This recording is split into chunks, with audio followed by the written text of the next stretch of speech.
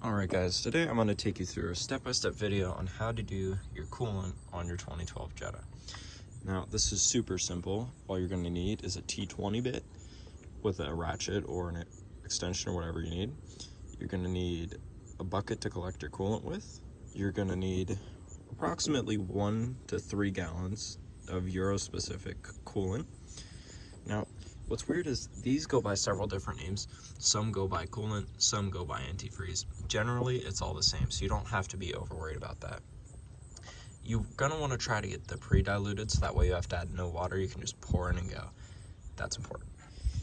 So, without further ado, that's all you need, so let's get into it. Now, as you see underneath here, you're gonna have to remove, and you can do this just on the ground here, or you can use a jack or a lift to get this up. It is a little bit easier with the lift. You're gonna have 4 T20 bits down there. And you're gonna wanna take, there's 4 on each side. You're gonna wanna take those 4 T20s off and pop it off, and that'll get you started. Next, I'm gonna go up high so you can get a better look here. There's gonna be a bigger hose. You can see it actually down here. See that like big rubber hose?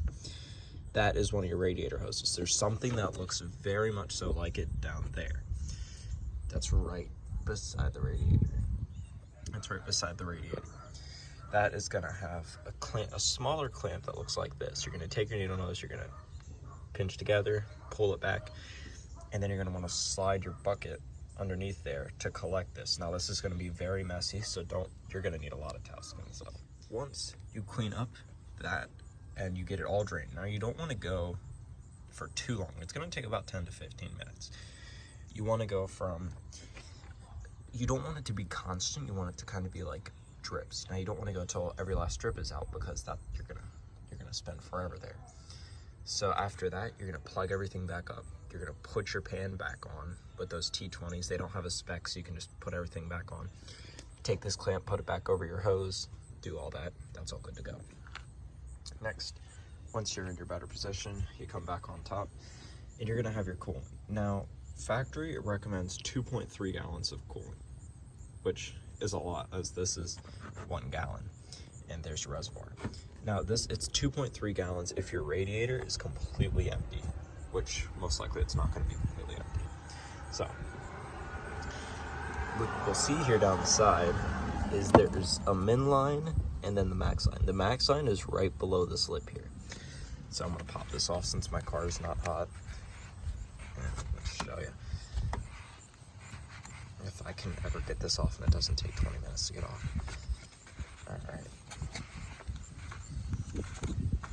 Now, this service needs to be done every 100,000 miles roughly. And actually, if you can see down in there, there's still black specks, but it is very red, which means that's new coolant. Now, usually it's gonna be a lot duller, and this should be done every 100,000. You don't need tech or a place to do a coolant flush. It's not worth all that.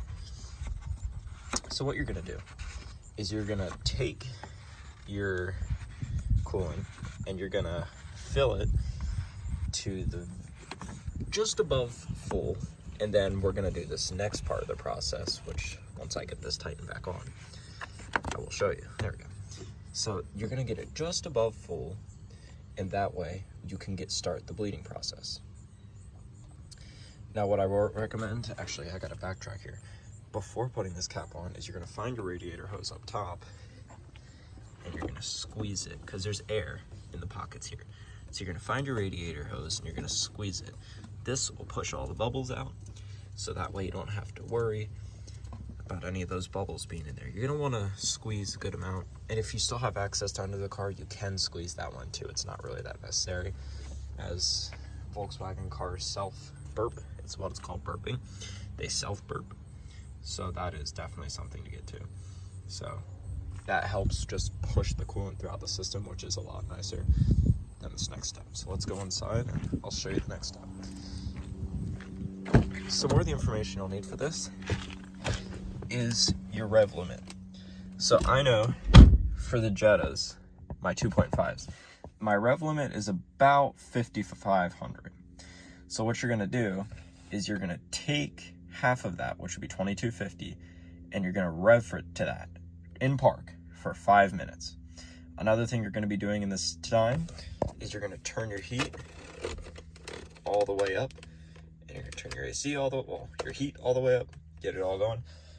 And the ways you're gonna be able to tell when your coolant is done is after revving this for at 2250 or whatever half your rev limiter is, your vents are gonna start to feel real hot, and that's your first sign. Now I'm gonna take you outside and show you how you also know. When feeling the radiator hose, it is gonna be incredibly hot. That's good. Now mine is cold because I haven't started the car today.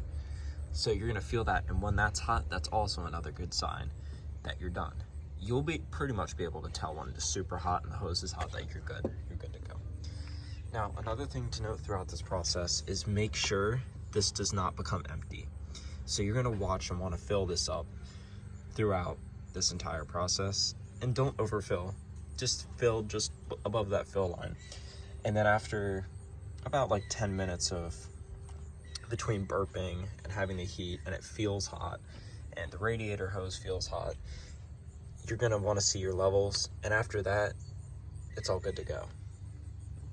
Now, when you're revving this and doing the heat, make sure to put the cap back on, because that is helps create a vacuum for your suction so it gets pushed throughout your engine. That's very important.